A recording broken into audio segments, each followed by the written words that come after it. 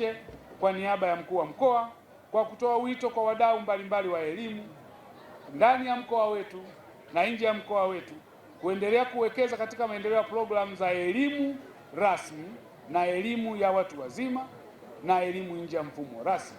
Serikali ya mkoa, Mheshimiwa Senyamule anasema iko tayari kushirikiana na mtu yoyote kuhakikisha kwamba tunalisukuma vema gurudumu la maendeleo katika mkoa wetu na kila mwananchi ndani ya mkoa apate fursa ya elimu aidha ndani ya mfumo rasmi au nje ya mfumo rasmi. Ajira za kujiajiri zinaweza kupatikana kwa urahisi sana kupitia pia kujifunza katika mifumo yetu ya elimu ya watu wazima na elimu nje ya mfumo rasmi kama ambavyo tumeona.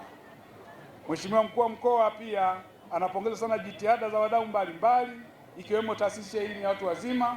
Tumemwona pale mkufunzi mkazi, VETA, chuo kikuu ya UNICEF, DVV International na wengine wengi ambao tumeendelea kushirikiana nao katika kusaidia sana kuziba pengo la elimu kwa wale waliokosa katika mfumo rasmi.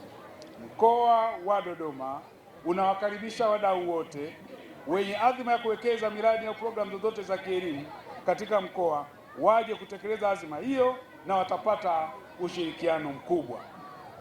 Kwa niaba ya Mheshimiwa Rosemary Senyamule, mkuu wetu wa mkoa, ninapenda kuwajulisha kuwa maadhimisho ya Juma la Elimu ya Watu Wazima na Elimu Nje ya Mfumo Rasmi kwa mwaka 2027 ameteua itafanyika kimkoa katika halmashauri ya wilaya ya Bahi.